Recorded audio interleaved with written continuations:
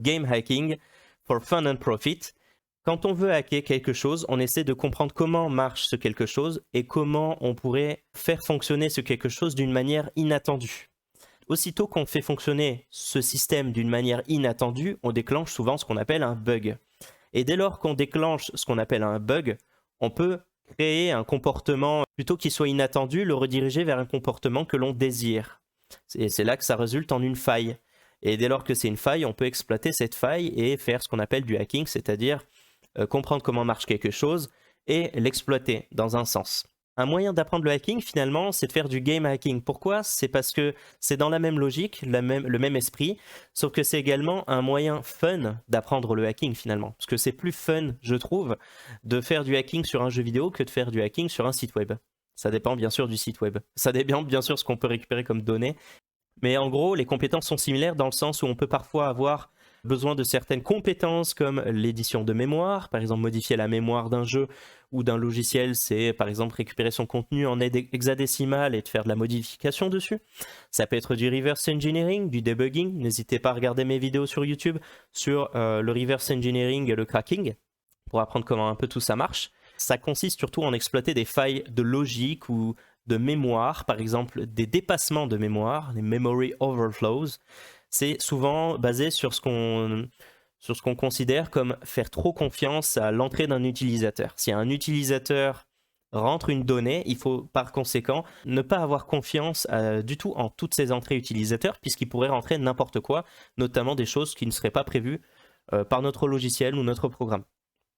Ça peut être parfois très complexe. Par exemple, les émulateurs de World of Warcraft, on ne connaît pas le code source originel de World of Warcraft puisqu'il n'est pas open source. Mais il existe ce qu'on appelle des émulateurs de World of Warcraft, c'est-à-dire des gens qui ont joué sur World of Warcraft et qui ont essayé de faire du reverse engineering dessus, notamment au niveau du code source, des binaires, des graphismes et tout, mais aussi des paquets qui sont envoyés et reçus, et ils ont pu émuler le serveur de World of Warcraft, et on appelle donc ça un émulateur, dans le sens où on est capable du coup maintenant d'avoir le code source de ces émulateurs-là, puisque ce sont des serveurs privés de gens qui ont essayé de reproduire le fonctionnement du jeu, sans connaître le code source du jeu. Ça, c'est à peu près un demi-million de lignes de code. Sur un demi-million de lignes de code, il y a forcément beaucoup de vulnérabilités qui peuvent y être présentes. Évidemment, c'est plus difficile quand on n'a pas le code source de les trouver. Pourquoi hacker des jeux vidéo? En fait, l'objectif peut être pour plusieurs raisons. La première raison, c'est pour pouvoir tricher. Pour pouvoir tricher, c'est une raison qui vaut ce qu'elle vaut, mais c'est une raison. Ça peut être pour la gloire, for fame. Pour la gloire, il y a des gens qui aiment bien hacker pour pouvoir se la raconter, montrer qu'ils ont un item tout brillant et qu'ils sont super millionnaires, etc. Ça peut être également pour l'argent. 1 million de gold sur Elder Scrolls Online, ça se vend à environ 77 $ américains, c'est-à-dire à peu près 50 € sur Internet. Par exemple, ici, on a des petits articles. Ici, j'ai essayé de récupérer des petits bouts d'articles sur Internet, par-ci, par-là. Il y en a un peu en français, un peu en anglais. Ici, on voit, ce hacker a vécu pendant 20 ans en piratant des MMO. Je n'ai pas affiché tout le détail de l'article, mais dans Google, vous retrouverez l'article. Ça a été peut-être un petit peu exagéré, mais apparemment, en piratant des MMO, il vendait des golds sur Elder Scrolls ou des trucs comme ça. Il trouvait des failles, il le disait à personne. Il les exploitait et créait un max d'argent. L'industrie du jeu vidéo, il ne faut pas du tout la négliger, parce que le jeu vidéo, et surtout vous qui êtes sur Twitch, vous êtes encore plus au courant que n'importe qui. Le jeu vidéo, c'est de plus en plus monstrueux, c'est devenu de plus en plus monstrueux ces dernières années. Par exemple, l'industrie du jeu vidéo, d'après Wikipédia, sur les chiffres de 2018, ont généré environ une approximation à 135 milliards de dollars annuels. Mondialement, bien sûr, hein, mondialement, pas sur un seul pays. Donc on n'est pas sur une entreprise du CAC 40 ou quoi.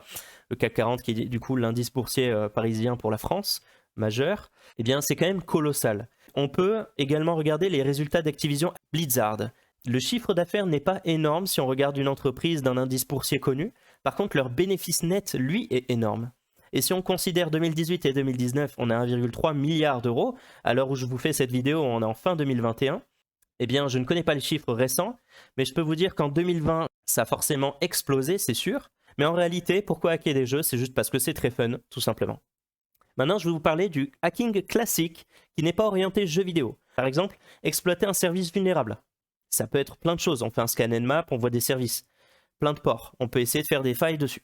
Les failles classiques, quand on fait du hacking, c'est quoi? Ça peut être une injection SQL. Injection SQL, en gros, on vient insérer une requête SQL en base de données pour pouvoir y extraire des données de base de données pour voler des informations. Ou alors, y injecter des données pour modifier des informations dans la base de données. Ça peut être une XSS, une CSRF et autres, il y en a tant d'autres. Le but, ce serait du coup d'élever ses privilèges ou d'exécuter du code malveillant sur une victime, par exemple un keylogger, des trucs comme ça, ou faire du phishing. Voler des cartes bleues, c'est possible, avec du phishing, par exemple. Ça va pas nous intéresser ici. Ensuite, deviner des mots de passe ou faire du brute force. Ça, c'est pas intéressant pédagogiquement, évidemment. Si on connaît un username, on va tester plein de mots de passe jusqu'à ce qu'on trouve le bon. Par exemple, ce qui se faisait beaucoup, je voyais plein de pseudos de gens qui se baladaient sur le monde de jeux vidéo dans lequel je me trouvais. Il y avait à peu près une chance sur 10, en moyenne, que le pseudo du joueur soit le même que le username pour se connecter au jeu vidéo. Peut-être une chance sur 5. Maintenant, sur ces gens qui ont le même username que leur pseudo, il y avait à peu près une chance sur 20 que leur mot de passe soit le même que leur pseudo. Donc si jamais je voyais un bonhomme qui se baladait sur la map et qui s'appelait Toto123, c'était possible que son username ce soit Toto123 et son mot de passe ce soit Toto123. Statistiquement, si je tente cette attaque sur 1000 personnes que je croise dans le jeu sur la map, il y a des chances que je récupère 10 comptes valides. Aujourd'hui, c'est moins possible parce que les mots de passe sont devenus plus exigeants en termes de complexité. On n'a plus le droit d'avoir des mots de passe trop basiques. Et quand on est sur un jeu vidéo, on n'a clairement pas envie de se faire voler tout son stuff. Ça, vous êtes sûr. Le password guessing et le brute force, deviner un mot de passe et brute forcer, c'est toujours une attaque possible. Mais ça ne nous intéresse pas non plus ici, parce que c'est du hacking classique et pas orienté jeu. On a ensuite les keyloggers, les spyware. Voilà, par exemple, on peut essayer de hacker des gens, soit en leur envoyant des keyloggers, des spyware. Par exemple, il y a beaucoup de gens qui sont friands de petits outils pour tricher. Et si on leur dit qu'avec ça, ils vont avoir 1 million de gold sur tel MMORPG ou un wallhack sur tel FPS, on peut proposer des cheats sur des forums. Ou alors des cracks pour des jeux, si jamais on veut proposer à des gens de vouloir jouer gratuitement à un jeu sans payer. On peut proposer des cracks ou des cheats qui sont malveillants, qui sont en fait des virus, qui vont nous permettre du coup de voler les mots de passe de la victime, qui lorsqu'elle va se connecter au jeu, on va récupérer son mot de passe. Et on pourra alors se connecter avec son compte et voler tout son stuff, comme d'habitude. Ça aussi, c'est du hacking classique, ce n'est pas du hacking orienté jeu. Ensuite, on a le phishing, le social engineering, donc le phishing qu'on appelle également hameçonnage, où on va essayer de créer un faux site web, par exemple une fausse page Facebook, où la victime va se connecter dessus en mettant son vrai mot de passe. Sauf qu'en fait, il ne s'agira pas du vrai Facebook, mais du Facebook trafiqué. Et le social engineering, on va manipuler par exemple la personne en disant « Tiens, voici un mail, nous sommes Blizzard, nous avons détecté une activité frauduleuse sur votre compte, nous avons besoin que vous nous envoyiez par mail votre mot de passe pour nous assurer que c'est bien vous. » Eh bien, la victime se dit « Ce mail m'a l'air légitime, c'est Blizzard quand même qui m'écrit, je vais leur répondre, je veux pas que mon compte soit banni, je vais envoyer mon mot de passe. » Sauf qu'il se fait avoir. Jamais un employé, jamais une entreprise ne vous demandera votre mot de passe en clair. Un mot de passe, c'est quelque chose qui n'est censé être connu par personne et qui n'est censé être jamais retrouvé. On a également les failles de type buffer overflow. On peut en avoir dans le monde du jeu vidéo. Par exemple, à CSGO, Counter-Strike Global Offensive, on a ce qu'on appelait un BSP Map File Loading, c'est-à-dire on chargeait un fichier de map au format BSP, qui est le format de fichier Counter-Strike. Il était parsé par le moteur 3D de Counter-Strike, qui avait un bug s'il chargeait une frame trop grosse. À un moment, il faisait dépasser sa mémoire. Et dès qu'on arrive à dépasser de la mémoire, on arrive dans un contexte de buffer overflow. Et il est alors possible d'écraser la mémoire jusqu'à arriver à écraser certaines données qui peuvent être très critiques, qui peuvent rediriger le flux d'exécution du processus. Et en gros, à partir de là, on peut exécuter du code finalement. C'est en ça que ça consiste, les failles de type buffer overflow. Et ça existe. Encore aujourd'hui, ça existe et ça se fait. Tout ça pour dire que le hacking classique, c'est intéressant. Ouais, on en fait souvent dans mes streams. Mais c'est pas intéressant pour nous pour aujourd'hui. Aujourd'hui, on va s'intéresser au hacking qui n'est pas classique mais orienté jeu. Qu'est-ce qu'un glitch? Un glitch, c'est un bug dans un jeu. Ça peut autoriser, ça peut permettre de tricher. Pas forcément, mais en gros, on va pas s'intéresser à des glitches de manière générale si ça ne permet pas de tricher. Par exemple, ici, on a le jeu Zelda sur Nintendo 64. Et ici, on voit que le personnage a réussi à rentrer dans le mur et est en fait en train de nager. Et en fait, à partir de là, il arrive à traverser les murs. On appelle ça des fois un no-clip ou un... je sais plus, un Ghost Wall ou un truc comme ça. Les glitches en fait sont très appréciés des speedrunners. Je vais vous montrer ici Super Mario 64 d'une vidéo qui a été récupérée sur YouTube. La vidéo explique que quand on fait un long jump, un jump long vers l'avant, on atteint une certaine vitesse qui est vers le haut ici, qui atteint à peu près 47 points de vitesse. Il y avait un glitch, je veux dire, qui arrive à cumuler plusieurs long jumps, faire un long jump plus long jump plus long jump. Si on arrivait à le faire plusieurs fois, on arrivait à cumuler la synergie des long jumps et donc atteindre une forte vitesse. Sauf que quand on le faisait, ça ne marchait pas, puisqu'en fait la vitesse était bridée à 47. Il y avait ici ce qu'on appelait un escalier infini. Vous savez, c'était pour atteindre le boss de fin. Au fur et à mesure qu'on avançait dans les escaliers, il chargeait des escaliers supplémentaires en avant. Et ainsi de suite. Il faisait que charger et remettre en boucle des escaliers supplémentaires.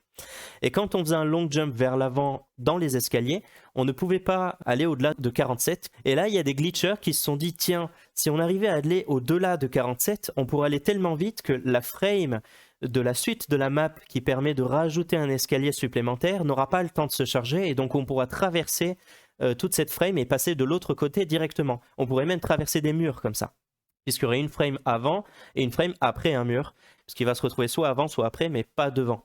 Et donc avec ça, on pourrait traverser les murs. Pour ça, il faudra atteindre une vitesse bien au-delà de 47. Le problème, c'est que les développeurs ont pensé à ça. Si jamais on atteignait une vitesse supérieure à 47, on se faisait brider pour que ce soit bloqué à 47 pile de vitesse. Sauf que les développeurs ont mis cette valeur 47 de manière unsigned. C'était une variable non signée, donc c'était une valeur absolue. C'est-à-dire qu'ils n'ont jamais imaginé un scénario dans lequel cette valeur pourrait être négative. Et c'est ce qui s'est passé quand les glitchers ont essayé de faire des long jumps en arrière, comme vous le voyez ici, et on retrouve une vitesse qui est ici à moins 15. Et dès lors que la vitesse est relâchée, enfin que les long jumps sont relâchés, il y a toute cette vitesse cumulée qui est propulsée, on va dire. On veut faire un long jump, mais en arrière, et on fait ce fameux glitch. On est à moins 20, moins 20, et là, bim, moins 900. En fait, la vérification qui disait, si jamais on est au-dessus de 47, remettre à 47, mais ils n'avaient jamais imaginé, si jamais la valeur est en dessous de moins 47, alors remettre à moins 47. Et c'est ce qu'on faisait dans les escaliers ici pour glitcher. Voilà, il cumule ses vitesses, et là, bim, il se retrouve de l'autre côté du mur, parce qu'en fait, il y avait une frame avant le mur, et une frame après le mur. Voilà. Bon, on le voit pas bien parce que la caméra est dans un mauvais angle, mais un coup il est avant, un coup il est après. Et en fait, tous les jeux, quand ils font de la gestion des collisions, ils vont regarder si jamais on est confronté à un mur, on se bloque sur le mur. Et ici, il n'a pas le temps de se confronter sur le mur puisque il est de suite de l'autre côté. Parce que ça gère d'une frame à une autre frame. Il n'y a pas un taux de rafraîchissement assez puissant, on va dire. Et le glitching, je trouve ça super fun, c'est super intéressant. C'est intéressant, mais pas pour aujourd'hui, encore une fois. Ici, on ne fait pas de glitching. On fait du hacking in-game. Qu'est-ce qui peut être hacké? On peut hacker de l'argent, le money hack, on appelle ça, ou gold hack. On peut hacker, par exemple, de l'argent pour récupérer un max de gold, avoir 1 million dans un jeu. Health hack, donc les HP hack, les points de vie, les PV hack, on peut appeler ça aussi. Donc le but, c'est d'avoir des points de vie infinis, on va dire, quasi infinis. Le mana, donc des points de magie quasi infinis. Les munitions aussi, c'est funny parce que en gros dans un jeu vidéo, si jamais on a un chargeur de 25 balles, si jamais on tire, quand on a 0, on est obligé de perdre du temps à recharger. Eh bien c'est intéressant de pouvoir faire un ammo hack, comme ça non seulement on a munitions infinies, mais en plus on n'a plus besoin de recharger puisqu'on va se mettre un chargeur non pas de 25 balles, mais de 200 000 balles. Et donc on peut tirer, il n'y a jamais besoin de recharger. On peut avoir les speed hacks. Donc par exemple on va accélérer les clocks CPU d'un processus et ça peut speeder le rythme du jeu. On peut avoir un teleport hack, on va se téléporter, ça va souvent se reposer sur la position géographique en termes de axe X, Y d'un jeu vidéo. Et on peut avoir les fly hacks également pour l'axe Z. On peut avoir les wall hacks pour voir à travers les murs.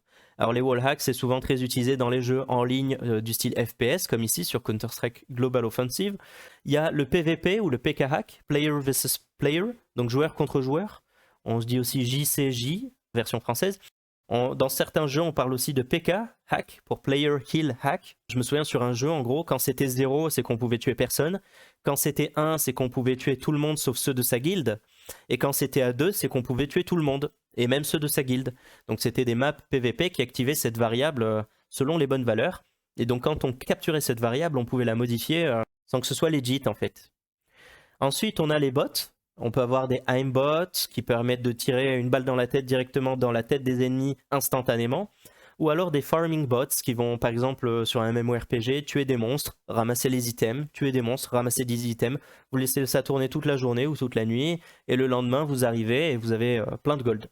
C'est souvent utilisé avec une technique qu'on appelle du pixel reading. Donc on va essayer par exemple de colorier des textures. Il y a une reconnaissance graphique qui va essayer de chercher cette couleur, par exemple violet ou vert, une couleur un peu en évidence qui est assez rare selon les autres contextes graphiques du jeu. Et donc ça va essayer de cliquer dessus et faire des actions ensuite, peut-être faire F2 pour pouvoir se faire ramasser l'item ou faire F3 ensuite pour pouvoir se soigner si jamais notre barre de vie est un peu basse. Des trucs comme ça. On a les skill cooldown hack, par exemple si on est sur un jeu vidéo et qu'on a un skill qui par exemple lance une attaque qui est très puissante mais c'est une compétence qui met 30 minutes à charger, eh bien il y avait moyen de mettre ça avec un cooldown à 0 ou le figer à 0, comme ça vous pouvez l'utiliser à l'infini. Évidemment ça consommait du mana mais il suffisait de se gaver de mana et ça permettait de tuer des monstres qui avaient un niveau bien supérieur au nôtre. On a des bypass de restriction d'équipement aussi, ça c'est super sympa. Si jamais vous êtes niveau 50 et que vous aimeriez porter une armure de niveau 100, eh bien il y a moyen éventuellement de faire du reverse engineering, un peu de bidouiller le truc, pour que vous puissiez porter, faire croire au jeu que vous avez le droit de porter cet équipement et donc que vous puissiez le porter. Il y avait également des trucs rigolos, par exemple vous pouviez monter sur un kart, par exemple, sur une voiture, et en fait vous changiez l'équipement qui était équipé pour votre voiture et vous mettiez autre chose à la place et ça rendait la voiture invisible par exemple. Ça faisait bugger un peu la texture. On avait les zoom hacks également, où par exemple on peut pas dézoomer trop sur un jeu. Bien en fait le zoom c'est souvent une valeur qui augmente quand on s'éloigne et qui diminue quand on se rapproche. Et on peut retrouver cette variable et la modifier pour pouvoir reculer plus loin. Ensuite, on a les dupe hacks, qu'on appelle duplication hack. Ça, on verra ça plus tard. Ça permet de dupliquer un item sur un MMORPG. Ça, c'est une technique un peu plus compliquée. Et ensuite, on a les integer overflow et underflow qui sont plus rares. Ça, c'est quand d'un côté, on gère une variable de manière signée et que de l'autre, on le gère de manière non signée. Signé, ça veut dire qu'il y a un moins devant. Hein. Signé, ça veut dire qu'il y a un signe, un plus ou un moins. Le but, c'est également d'exploiter des failles de logique. Maintenant, voici une screenshot. Est-ce que vous connaissez ce jeu déjà? C'est la première question. Et la deuxième question, qu'est-ce qui peut être hacké d'après vous sur ce jeu? Les Sims. C'est le bon vieux Sims, ouais. C'est le premier, ouais. Et effectivement, le SimFlooze, c'est quelque chose qu'on peut hacker. C'est un peu flou ici. Mais ici, on a une valeur, c'est du gold en fait. C'est ce qu'on appelle des SimFloos. Et donc, ça se hack, ça. Évidemment, il y avait des codes de triche pour pouvoir le faire, mais il n'y a pas besoin de code de triche. On peut le modifier tout simplement la valeur. Quoi d'autre? Les stats, carrément. Vous voyez, ici, il y a des stats. Ici, on a nos besoins. On a faim, on a besoin de confort, d'hygiène, notre vessie, donc aller aux toilettes, de sommeil, on a besoin de distraction, de liens sociaux, on a besoin de... C'est quoi ça? Room. On a besoin de retrouver notre chez-soi. Donc, toutes ces barres-là, exactement, toutes ces barres, c'est des valeurs qui peuvent être modifiées. C'est des valeurs, en fait. Finalement, tout ce qui est valeur sur un jeu peut être modifié. On pourrait même modifier notre qualité sociale, je veux dire notre niveau de rapprochement social avec des gens. Par exemple ici il y a un plus, ça veut dire qu'il a noué un peu plus de relations. On pourrait augmenter également le temps, pour accélérer le temps. Qu'est-ce que c'est que ce jeu? Et qu'est-ce qu'on peut hacker?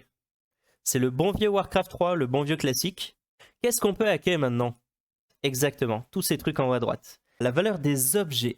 Ouais. Afficher la map. Alors afficher la map, oui évidemment c'est un truc qu'on pourrait hacker. C'est plus compliqué qu'il n'y paraît.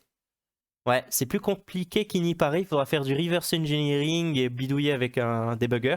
Par exemple le gold, ça se hack. Le nombre de bois, de ressources de bois qu'on a, ça se hack. Le nombre de ressources de nourriture qu'on a, ça peut se hacker. Même la valeur max de nourriture, ça peut se hacker. Ça peut se modifier en fait. C'est juste une valeur. Hein. Quand je dis hacker, c'est une valeur qu'on modifie. Hein. On n'est pas en train de trouver des failles zero day là, c'est rien de fou. Hein. C'est une variable, on la retrouve, on la modifie. Le temps aussi, ici, time remaining, 1 minute 25 secondes. On peut le modifier pour se donner 1 heure 25 minutes. On peut éventuellement modifier nos stats. Par exemple, on a un truc qui nous donne plus 3 attaques. On peut le bidouiller pour que ça nous donne plus 200 attaques, par exemple. Toutes nos stats ici, nos HP max, nos MP max, donc les points de mana et les points de vie, ça peut se hacker ça. On peut plus ou moins tout hacker, mais il y a des choses plus ou moins faciles à hacker. Je veux dire, le brouillard, c'est pas si simple à hacker. Ça se hack, évidemment. Ça peut s'enlever, mais c'est pas si facile. Alors que je peux vous dire que le gold, c'est super facile. Et maintenant, un peu plus compliqué.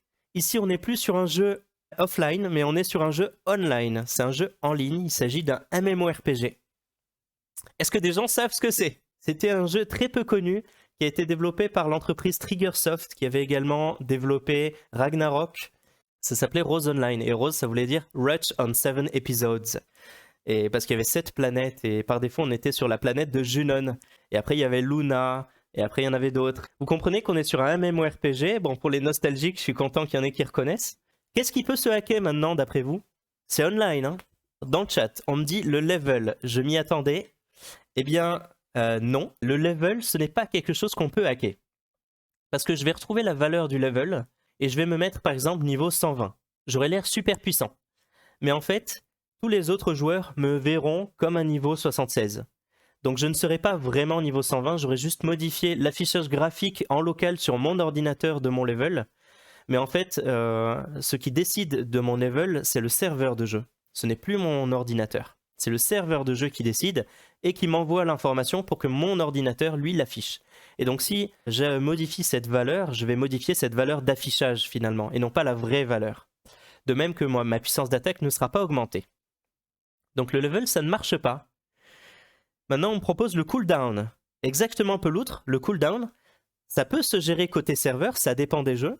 Sur World of Warcraft, par exemple, c'est géré côté serveur, vous ne pourrez pas modifier le cooldown. Mais pour certains jeux un peu moins connus, ou un peu moins puissants, ou un peu moins sécures, un peu moins puissants, je veux dire, dans le sens où ils ont des serveurs un peu moins performants, eh bien, on est obligé de décharger un peu de puissance pour faire calculer certaines choses, non pas par le serveur, mais par le client. Vous comprenez bien que gérer tous les cooldowns de tous les skills, de tous les joueurs, de tous les serveurs, ça consomme beaucoup de ressources. Ça dépend du jeu, mais sur Rose Online, je peux vous dire que ça se hackait. Le cooldown, ça se hackait. Mais pour World of Warcraft, ça se hackait pas. Si, ça se hackait à une époque, mais sur une version récente, ça ne se hack plus. Évidemment, quand une faille a été découverte sur un jeu et qui a été connue, ils l'ont corrigé au fur et à mesure du temps. Le HP, alors les points de vie, les points de magie, les points d'expérience, le niveau et les dégâts, ça ne se hack pas. Pourquoi? Parce que encore une fois, on va hacker seulement l'affichage en local qui nous est propre à nous-mêmes, de nos stats. Parce que là, on n'est pas sur un jeu hors ligne. Donc si on était hors ligne, oui, ça se hack complètement. Mais là, on est online. Donc c'est le serveur qui décide de beaucoup de choses. Donc déjà, il faut faire la distinction entre ce qui est géré côté client et côté serveur. Exactement, Durzel. On va y arriver juste après, j'ai une slide pour ça. La speed. Bien vu, Miromachi.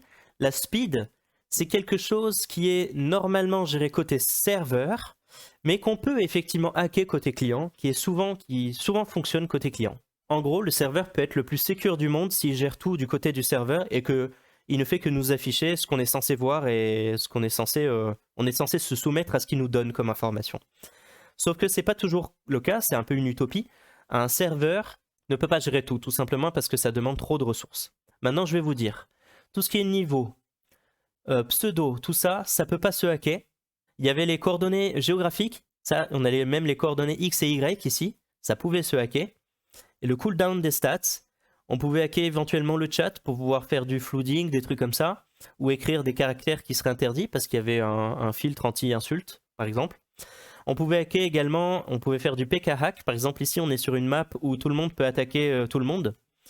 Mais dès lors qu'on sort de cette map, on ne peut plus le faire. Et bien en fait, il suffisait de récupérer le changement de variable et pouvoir le reproduire sur une map normale. S'il y a un truc qui peut se hacker, c'est parce qu'il y a une erreur de dev. Ou alors un besoin de décharger des ressources. Donc j'avais dit que le niveau ça se hack pas, effectivement ça ne se hack pas, donc on va pas changer son level. Par contre, on pourrait bypasser certaines contraintes. Par exemple sur ce jeu, je me souviens qu'on pouvait parler à un personnage et on pouvait lui dire j'aimerais que tu me fasses un reset des statistiques, par exemple, de mes stats, que tu me remettes toutes mes stats à 0 pour que je puisse le redistribuer. On avait le droit de faire cette action qu'une seule fois, passer un certain niveau, on ne pouvait plus le faire. L'idée en gros, c'était que ce check n'était pas fait côté serveur, mais côté client. Maintenant, de quels outils on a besoin pour faire du game hacking? Eh bien, on a besoin d'un éditeur de mémoire. Le meilleur, c'est Cheat Engine. On va l'utiliser ici. Ensuite, on a besoin parfois d'un éditeur hexadécimal qui s'appelle HXD, bien que Cheat Engine contient un éditeur hexadécimal aussi. XVI, c'est un éditeur hexadécimal qu'on voit sur le volet de droite. C'était tout simplement 16 en nombre romain. Et 16, ça veut dire base 16. On aura besoin d'un désassembleur débugger comme OliDBG, AIDA. OliDBG, c'est pour du Windows 32 bits, mais on a souvent des jeux sous Windows, la plupart du temps. AIDA éventuellement et d'autres. Mais encore une fois, Cheat Engine inclut un désassembleur débugger. C'est pour ça qu'il est génial cet outil. On a besoin également d'un packet sniffer et editor dans certains contextes, par exemple Wireshark, Burp Suite, WPE Pro. On va y revenir après. Donc Wireshark, c'est juste pour sniffer. Burp Suite, c'est pour sniffer et modifier avant envoi. Donc intercepter, sniffer, modifier. C'est un proxy en gros. Mais ça marche que pour des paquets HTTP. Tandis que WPE Pro agit sur la couche socket. En gros, ça va injecter une DLL dans le binaire sur lequel on veut s'attacher. On va s'attacher à un processus, par exemple jeu.exe, et il va s'attacher à ce processus, injecter la DLL pour pouvoir intercepter tous les SOCs sous Windows. Voilà, et après on peut utiliser des scripts par défaut. Et donc en gros, le game hacking, ça vous donne du plaisir à regarder ce genre d'écran. C'est un écran typique de quelqu'un qui fait du disassembling, debugging.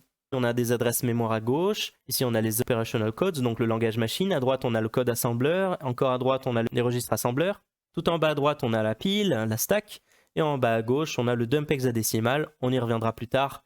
Si vous voulez étudier l'assembleur et le cracking, n'hésitez pas à faire un tour sur ma chaîne YouTube et vous aurez une introduction là-dessus. De quoi on a besoin comme compétences? On a besoin de savoir faire un peu de Cheat Engine. Je recommande fortement de faire le tutoriel. Le tutoriel de Cheat Engine vous apprend comment utiliser Cheat Engine. Il est inclus dans le package, c'est super sympa.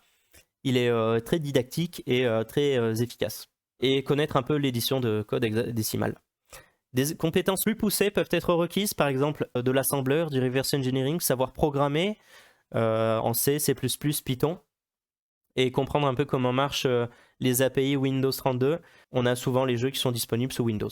Les jeux offline, c'est facile à hacker. Ça peut être un FPS, donc un jeu à la première personne, comme Counter-Strike, Call of Duty et autres.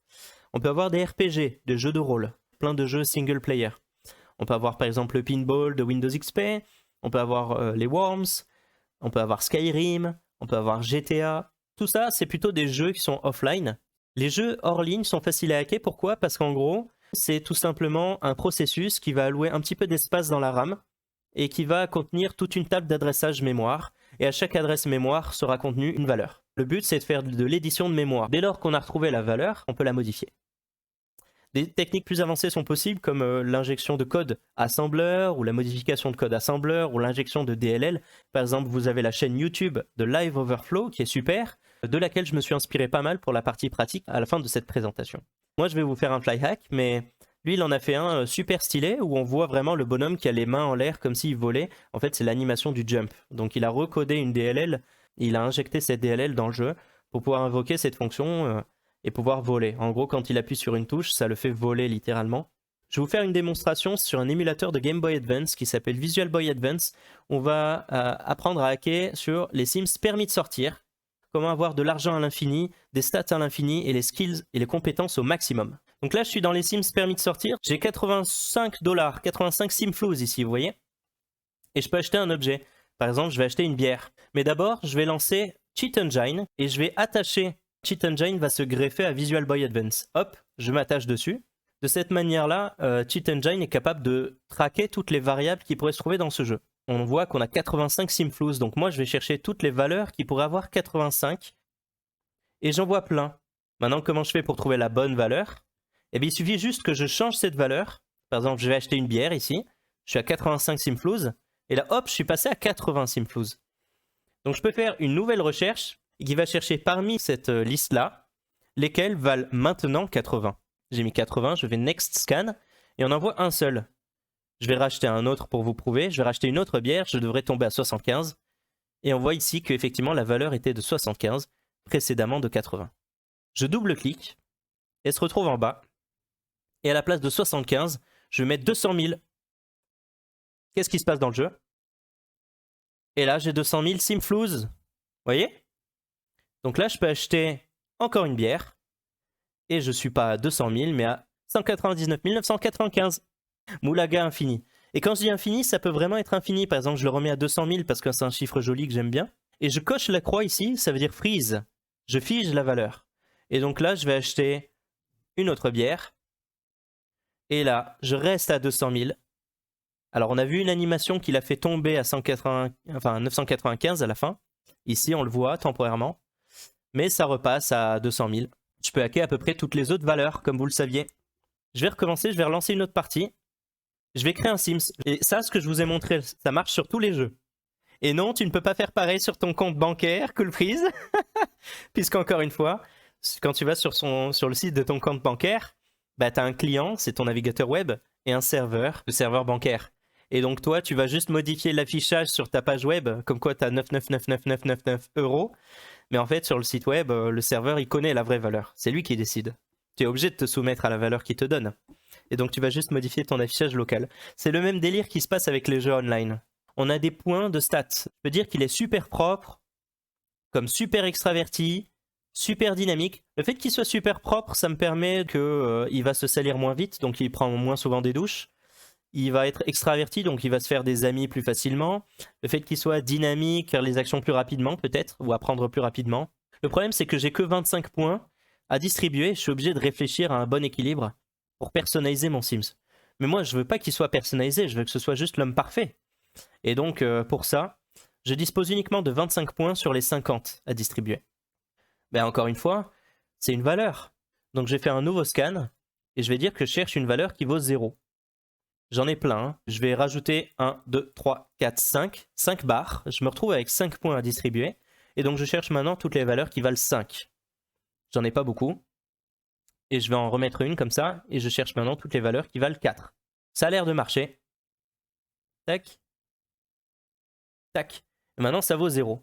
Eh bien, je vais le changer. Je vais double-cliquer. Au lieu de 0, je vais mettre 25 pour pouvoir combler les 25 trous restants. Donc, je vais mettre tac, tac, tac. Et là, en fait, vous êtes obligé de vous fier au son. Parce que j'entends bien le clic qui fait que ça rajoute un point. Et quand j'arrive en bout, ça fait un petit son de blocage.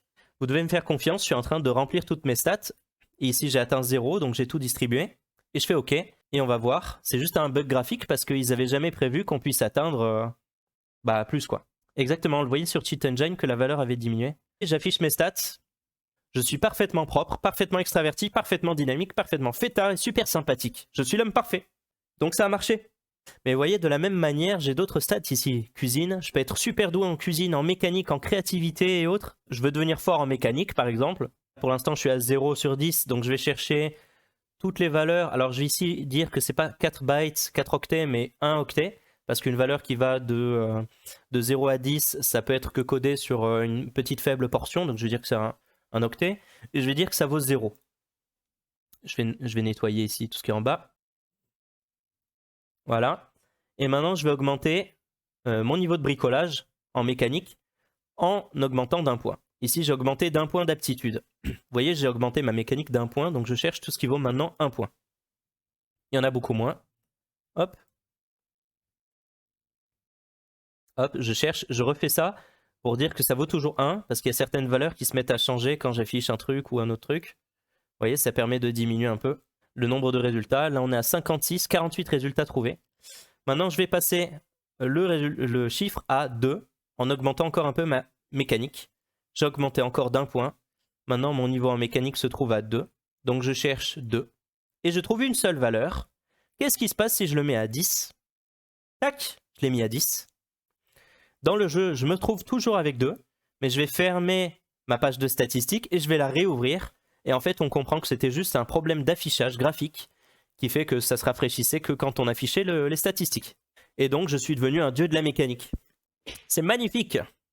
De la même manière, là, vous voyez, j'ai besoin de prendre une douche, par exemple. Il voit qu'il a besoin d'une douche. Je ne vais pas m'amuser à le faire parce que c'est un peu plus long et pénible.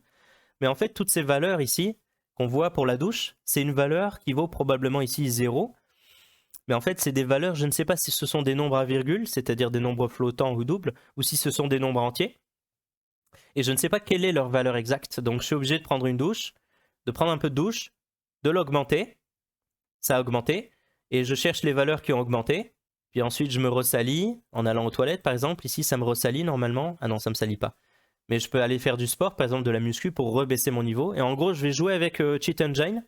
Et j'ai tout ce panel d'outils qui permet de rechercher toutes les valeurs qui se trouvent soit entre temps et temps, soit qui ont augmenté mais on ne sait pas de combien, soit qui ont augmenté mais on sait de combien. Chaque processus possède son propre espace d'adresse mémoire. Quand on attache Cheat Engine au jeu, ici un émulateur de Game Boy, il va s'attacher au jeu, c'est-à-dire il va injecter une DLL dans ce jeu.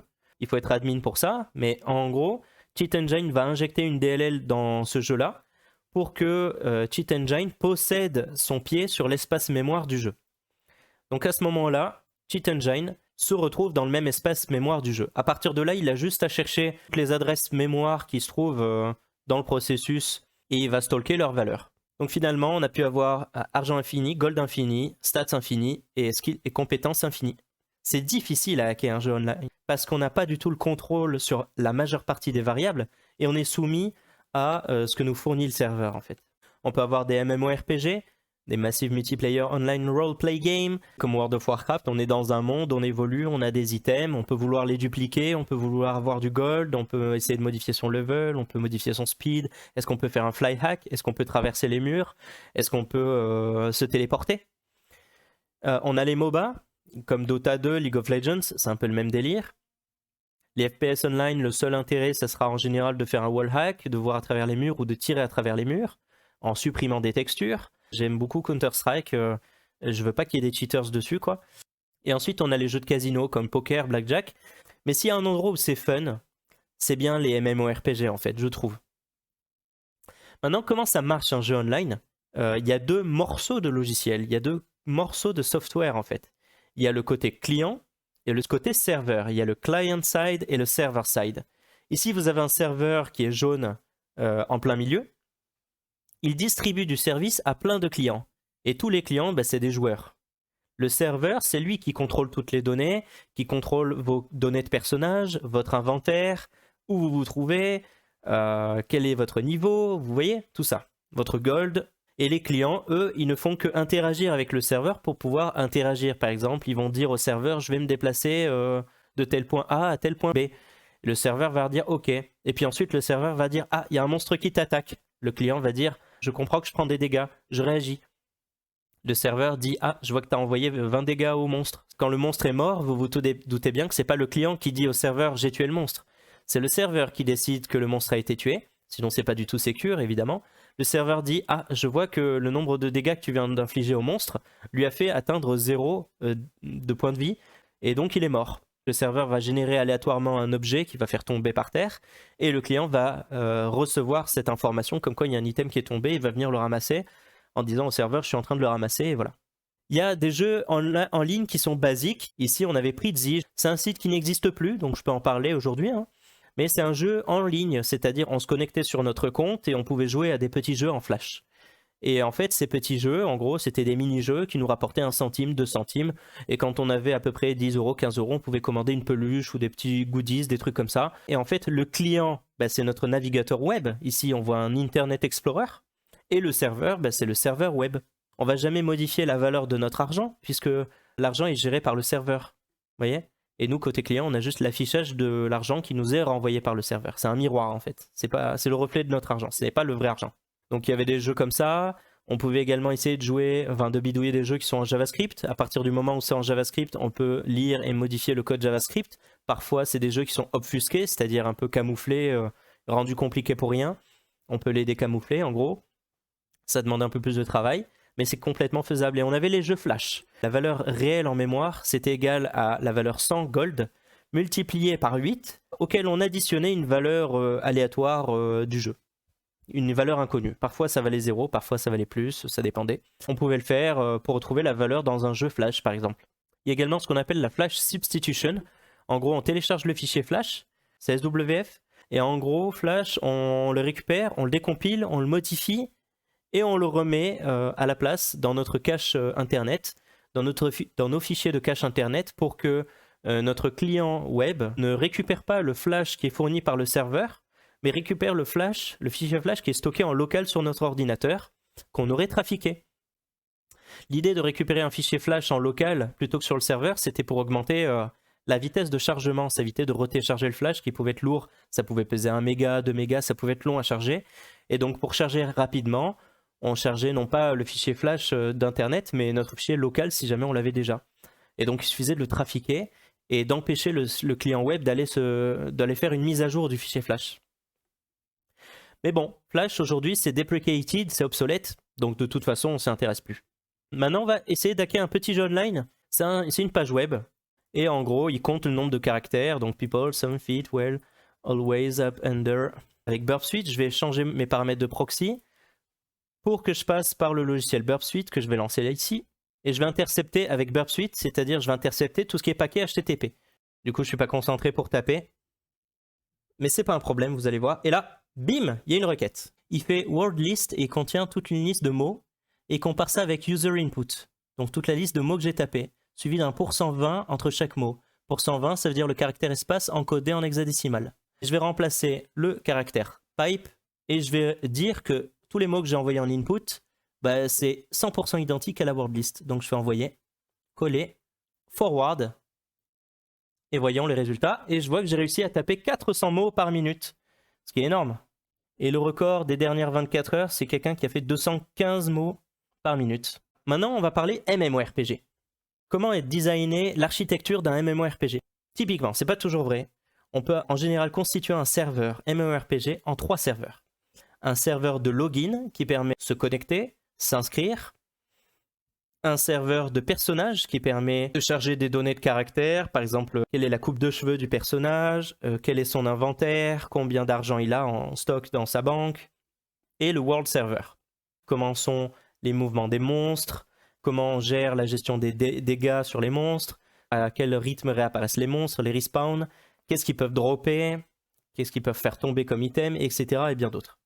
Certains sont un petit peu plus simples et vont découper juste les serveurs de monde et vont le distinguer du serveur master. Un premier hack qu'on peut avoir, c'est le duplication hack. Par exemple, on peut avoir ici une screenshot de Minecraft à droite, où par exemple on duplique des diamonds, des diamants. Ce qui est bien, c'est que si jamais on n'arrive pas à faire un money hack, ce qui est difficile sur un MMORPG, il y a moyen, mais c'est parfois difficile. Si jamais on n'arrive pas à en trouver, on peut toujours faire un duplication hack et dupliquer des items qui valent cher à l'infini, et donc les vendre. En fait, ça dépend complètement de la mécanique de jeu, mais en fait souvent, quand on a un stockage d'items ou un trade, quand on peut échanger des items avec un personnage ou qu'on le stocke sur une banque, on déplace un objet d'un endroit à l'autre. Et c'est en gros le dépôt ou le retrait d'un objet plusieurs fois, par exemple. En fait, il faut que vous pensiez comment est déplacer un fichier sur un ordinateur. Quand vous faites une copie de fichier, vous faites une copie de fichier. Il n'y a pas de débat là-dessus. Quand vous faites un déplacement de fichier, par contre, vous ne faites pas un déplacement de fichier. Vous faites une copie de fichier, puis une suppression du fichier originel. Pourquoi on fait ça en fait? Parce que si jamais il y a une erreur pendant le transfert, on ne veut pas qu'il y ait que la moitié du fichier qui se trouve à droite et l'autre moitié à gauche, ça donnerait deux fichiers corrompus. C'est pas possible. Donc en gros, on copie le fichier et ensuite on le supprime, une fois qu'il a bien été copié. Eh bien dans les MMORPG, c'est le même délire. L'idée c'est de pouvoir le copier, mais avant qu'il ne soit supprimé, de le copier encore une fois. Et le délire c'est ça, de pouvoir le copier X fois avant qu'il soit supprimé.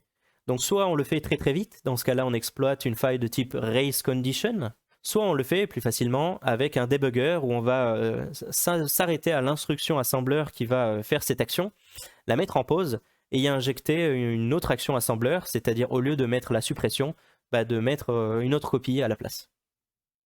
Par exemple. Voici une démonstration avec Rose Online. Ici, on est sur un MMORPG qui s'appelle Rose Online. C'est une faille qui a été découverte et qui a été corrigée depuis, évidemment. Dès lors qu'il y a un hack qui est trouvé, dès lors qu'il est connu sur Internet, les développeurs du jeu vont le corriger. Et donc, l'attaque ne marche plus. On a des cristaux d'esprit, là. Apparemment, c'est quelque chose qui vaut cher. On veut le cloner. Donc, on en a 947 et on est sur notre stockage ici. On est dans notre storage. Il récupère ça et il le met dans son inventaire. Il va en déplacer combien? Il va dire le max, donc 947. Et là, bim, lui, il a bidouillé OliDBG, donc son debugger, pour pouvoir intercepter l'action lorsqu'il y a un item qui passe de sa banque vers son inventaire. Il a NOP toutes ces instructions pour qu'il n'y ait aucune instruction. Il y a peut-être un check qui vérifiait que ces objets se trouvaient dans la banque à un instant T, mais en tout cas, là, il s'y trouve plus, donc il devrait vérifier que ça s'y trouve vraiment à ce moment-là. Et apparemment, ça s'y trouve plus, mais la banque s'en fiche.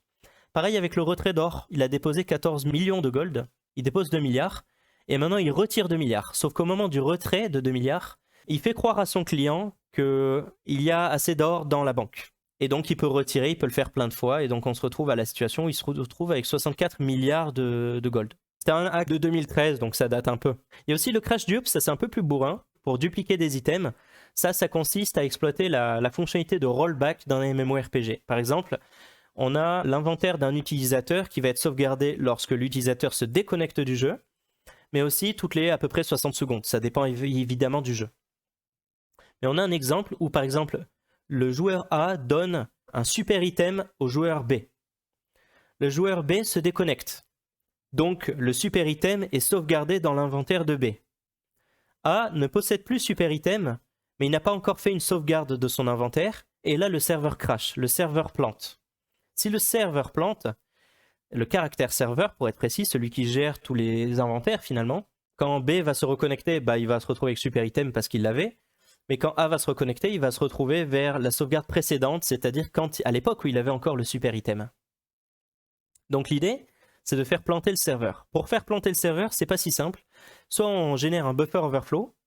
Dans ce cas-là, il faut, depuis le client, pouvoir générer un buffer overflow, par exemple au login ou des trucs comme ça. Soit générer une division par 0, puisque quand on a une division par 0, ça fait un bug. Et quand les bugs sont mal contrôlés, ça plante. Soit un segmentation fault quelconque. On met un nom d'utilisateur trop gros, par exemple, et le serveur, s'il gère mal les erreurs, il plante. S'il est bien codé, il plante pas. Maintenant, je vais parler des integer overflow. Par exemple, on avait une fonctionnalité sur Elder Scrolls Online, ou Wildstar ou Diablo 3. Sur Diablo 3, il y a eu un bug accidentel. Ils avaient mis un item tellement cher qu'en fait, son prix était devenu négatif parce que la valeur du gold était signée.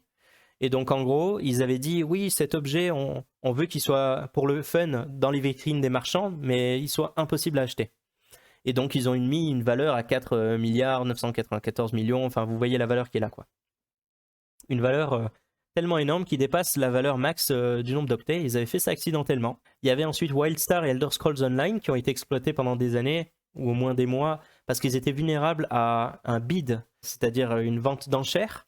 Donc en gros, vous vouliez vendre aux enchères un objet.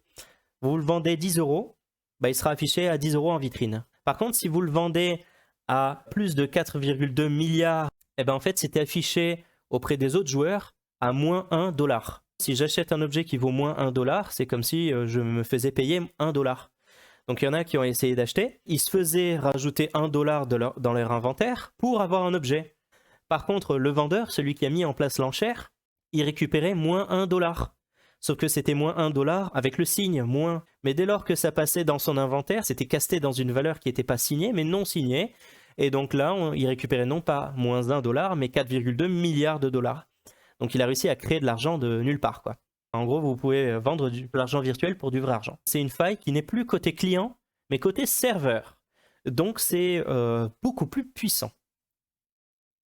Ensuite, on a ce qu'on appelle les reverse engineering de paquets. Par exemple, on peut sniffer des paquets, lire leurs données hexadécimales et essayer de comprendre le mécanisme, par exemple en faisant ce qu'on appelle du reverse engineering, non pas d'assembleur, mais des paquets, pour essayer de comprendre des vulnérabilités d'un point de vue de la logique de jeu. Par exemple, ici, on peut avoir le format type length value sur Wikipédia. C'est comme ça que sont encodés les paquets. On a le type, la longueur et la valeur. Et quand on regarde sur un MMORPG, par exemple, on peut avoir, quand on envoie une boule de feu, 2A69 et une boule de glace, 2A69. On voit que 2A69, c'est l'identifiant qui correspond au type de paquet qui est envoyé, c'est-à-dire envoyer un pouvoir, par exemple. 10 et 0A, en fait, on voit que c'est la longueur, toute cette chaîne de caractères. En ASCII, ça veut dire Great Balls of Fire. Et Great Balls of Fire, ça fait 16 caractères en décimale, c'est-à-dire 0x10 octets en hexadécimal. Et ici, on voit effectivement 10. 10, 0, 0. C'est codé à l'envers parce qu'on est en Little Indian. Donc en gros, c'est 0, 0, puis 10. Donc ici, on a le type. Ici, on a la longueur.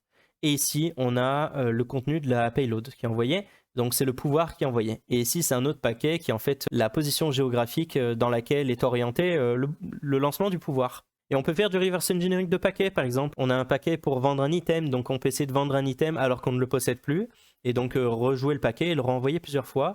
On peut envoyer un paquet de logout. Est-ce que c'était suivi du user ID? Si c'était le cas, on pouvait récupérer le user ID d'un mec qu'on n'aimait pas dans le chat, par exemple en parlant avec lui, et ensuite on pourrait envoyer un logout packet suivi de son user ID. Si vous voyez un logout packet avec un user ID, vous savez que vous pouvez déconnecter les gens pour les embêter par exemple. On avait le craft packet. Quand vous essayez de fabriquer un objet, de forger un objet, il y avait une possibilité que cet objet échoue ou réussisse lors de sa conception. Plus l'objet était difficile à fabriquer, plus il y avait de chances que ça échouait, logique.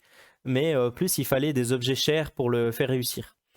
Et en fait, il s'avère que c'était une génération aléatoire qui était client-side, et donc il y avait moyen de gérer côté client le fait de crafter pour qu'on réussisse à tous les coups de fabriquer l'objet, et que jamais ça n'échoue. Et ensuite, on a le skill, suivi du skill ID. Si jamais je veux pouvoir lancer un éclair, mais que je n'ai pas encore appris cette compétence, je peux quand même essayer de modifier l'ID de mon skill pour pouvoir remplacer la boule de feu par un éclair. Et si jamais le serveur gère mal la vérification, il va vous faire envoyer un éclair. Donc l'idée, c'est est-ce que vous êtes capable d'envoyer un éclair sans connaître la compétence? Ça dépend du serveur de jeu. Évidemment, il faut qu'il soit capable de distinguer si vous avez le droit d'exécuter une action ou pas. Donc on peut éventuellement abuser de ces paquets-là. Il y a évidemment des protections. Par exemple, quand on envoie des paquets avec un MMORPG, ils sont souvent chiffrés. Donc vous ne pouvez pas les rejouer ou les modifier tout simplement. Souvent, ils utilisent des chiffrements faibles comme un XOR ou de l'AES. AES, ce n'est pas faible, mais la clé de chiffrement sera stocké dans le logiciel du jeu, puisque votre logiciel de jeu doit être capable de chiffrer et déchiffrer des paquets, sinon il ne peut pas communiquer avec le serveur. Soit vous faites du reverse engineering et vous récupérez l'algorithme et la clé de chiffrement et vous utilisez un proxy custom pour pouvoir intercepter les paquets du jeu et pouvoir les modifier ensuite à la volée. Soit vous faites un deuxième bypass, c'est-à-dire vous faites du debugging et vous injectez un paquet avant la routine de chiffrement, puisqu'à un moment le paquet est en clair à un moment donné dans l'assembleur. Il y a plein d'anti-cheats, par exemple, il y a Game Shield, il y a le VAC, Valve Anti-Cheat, mais il y a des bypass. Pour les anti-cheats faibles, il suffit de modifier des strings ou utiliser d'autres outils moins connus que Cheat Engine, par exemple T-Search ou Harmony, par exemple, ou faire votre outil custom. Mais il y a également des anti-cheats un peu plus forts qui, eux, sont plus durs à bypasser, où là, il faudra craquer le binaire de l'anti-cheat et les DLL de l'anti-cheat. Un anti-cheat comme Vanguard, il est beaucoup plus puissant, parce qu'il utilise des basses couches au niveau de l'OS. Donc il intervient avant que l'OS n'intervienne. Ça permet d'éviter de faire du debugging. Mais bon, il y a moyen d'attacher des debuggers au niveau du kernel et de faire des trucs. C'est beaucoup plus compliqué. Pour progresser en hacking de jeu, il faut pratiquer. Si jamais on veut hacker sur un jeu vidéo, ça dépend vraiment de la logique de jeu, surtout quand c'est online. Il faut penser en tout cas out of the box, exploiter des failles logiques, connaître un peu l'assembleur, le debugging, savoir un peu programmer et pratiquer. Je connais un MMORPG qui est super pour ça, qui s'appelle Pawn Adventure 3, qui a été fait pour le challenge Ghost in the Shellcode en 2015, qui était en gros un capture the flag où les gens s'entraînaient pour faire du hacking, mais de jeux vidéo, et c'est parfait pour apprendre. Maintenant, je vais vous faire une démonstration pratique d'un hacking sur MMORPG. Je vais vous faire un speed hack pour pouvoir me déplacer beaucoup plus vite, un fly hack pour pouvoir voler dans le ciel, jump hack pour pouvoir me propulser dans les airs, un téléport hack pour pouvoir me téléporter à n'importe quelle coordonnée géographique du jeu. Je vais vous apprendre à faire un trainer de jeu, mais il y aura encore plus de hacks. On va faire de la manipulation de paquets, du reverse engineering, et on va exploiter une faille de type integer overflow. Donc j'ai un serveur de jeu qui tourne en background, et je vais lancer le jeu. Et je vais lancer ce petit TXT que je vais utiliser pour moi, pour savoir où j'en suis dans ma présentation, parce qu'il y a un certain déroulé.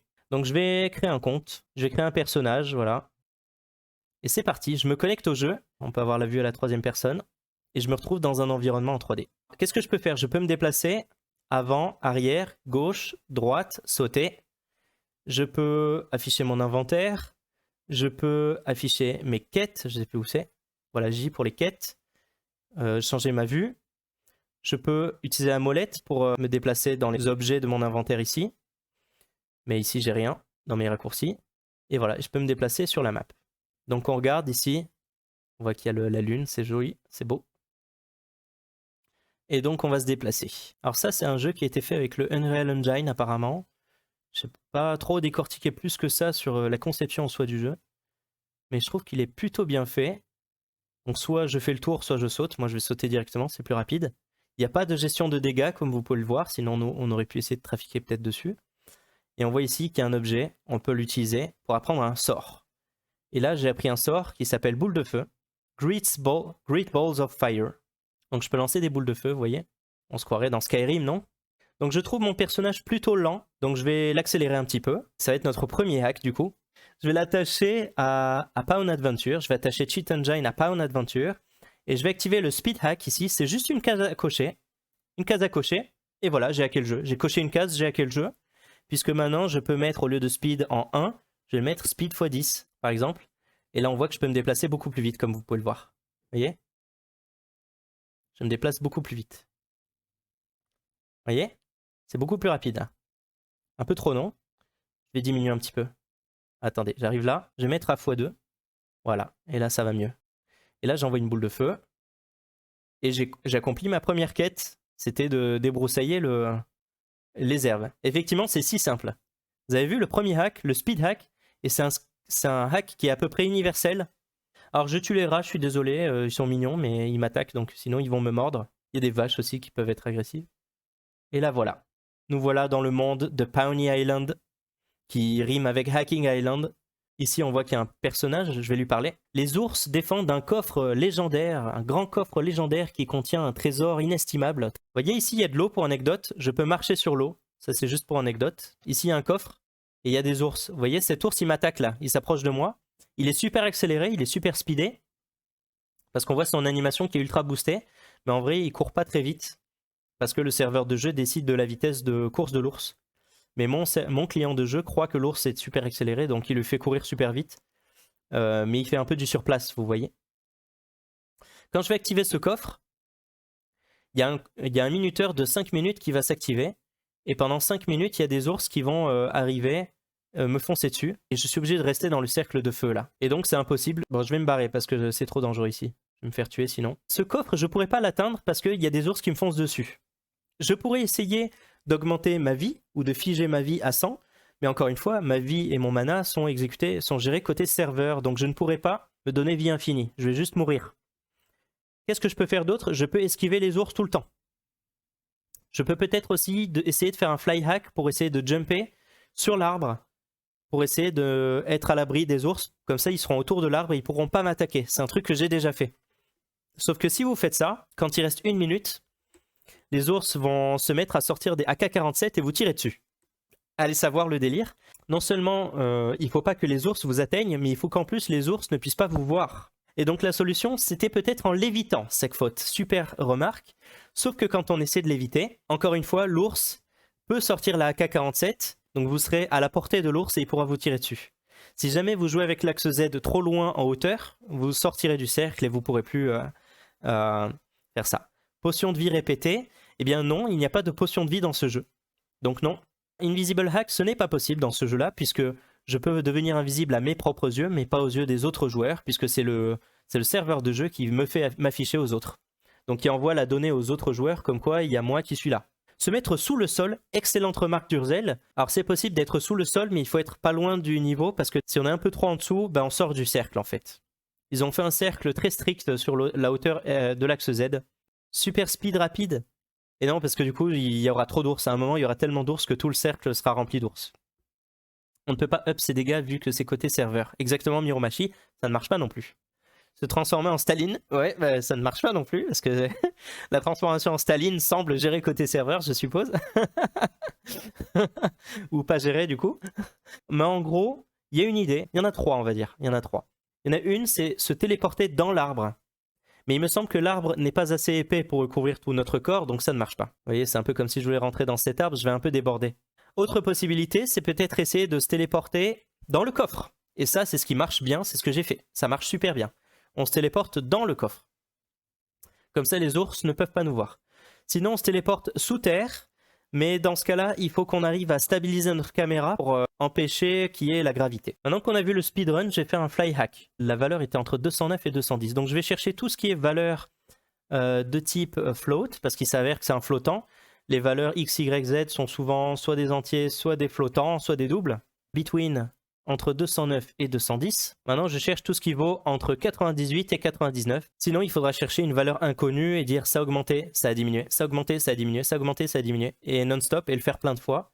Mais moi, pour accélérer le processus, je dis que c'est entre 209 et 210. Parce que ça peut être parfois ennuyeux et répétitif de faire ces recherches de variables. Et il y a toujours 23 variables, donc je ne peux pas en avoir moins. Donc là, je vais toutes les sélectionner et les mettre ici. Et tout simplement, ce que je vais faire, je vais me mettre en hauteur ici. Et je vais avancer. Et vous voyez que ma hauteur diminue à cause de la gravité en suivant l'escalier. Je vais prendre quelques-unes de ces valeurs et je vais les figer et je vais avancer. Et vous voyez que je descends, donc j'ai pas réussi à figer la valeur de ma hauteur. Ça veut dire que ces valeurs représentent l'affichage de ma hauteur, mais pas la réelle valeur de ma hauteur. Je vais essayer de figer cela. Est-ce que ça marche? Ça ne marche pas. Ma hauteur n'a pas été figée, puisque je ne reste pas en l'air. J'aimerais pouvoir rester en l'air, en fait, quand j'avance. Je veux rester dans le ciel. Donc c'est pas ces valeurs-là. Je vais en figer d'autres. Celle-ci. Ah! Et là, qu'est-ce qui se passe? Ça tremble un peu, mais je suis dans le ciel. Donc je vais essayer de décocher cette valeur-là. Ok, c'est pas celle-là, celle-là. Ok, c'est pas celle-là, celle-là. Ok, c'est celle-là. Donc je vais supprimer toutes les valeurs qui se trouvent au-dessus et toutes les valeurs qui se trouvent en dessous. Je vais appeler cette valeur axe Z. Si je la mets à 2000, j'ai fait un grand saut. Si je la mets à 10 000, je suis dans le ciel, je suis vachement haut. Et je tombe. Et là, bim! C'est stylé, non? Je vais vous faire ce qu'on appelle un jump hack. Generate, je vais générer un trainer Lua. Je vais créer une clé, ça va modifier l'axe Z. Le raccourci que je veux, ce sera la touche K, par exemple. Et là, je peux soit figer une valeur, soit modifier une valeur, soit ajouter à la valeur. Moi, je vais ajouter une valeur. Je vais activer un son aussi. Il n'y a que moi qui vais l'entendre, du coup, mais ça me va, je vais l'entendre comme ça. Et je vais dire augmenter la valeur de 5000. Apply, OK. Donc maintenant, quand je vais appuyer sur K, ça va me faire augmenter de 5000. Vous voyez? Je monte dans le ciel. 5000. Et donc, ce que je viens de faire, c'est un jump hack. Je veux sauter par-dessus le bateau, parce qu'il me gêne dans ma croisière, là. Hop, je saute par-dessus le bateau. Vous avez vu? Voilà. Je peux même maintenir la touche K. Je le maintiens et je monte de plus en plus haut. Vous voyez? Et je peux venir aussi ici, le figer. Paf, je le fige. Et vous voyez que je reste dans le ciel. Je reste dans le ciel, vous voyez? J'ai une vue d'ensemble de la carte. Vous avez vu? C'est stylé. Alors après, vous voyez, la caméra tremble.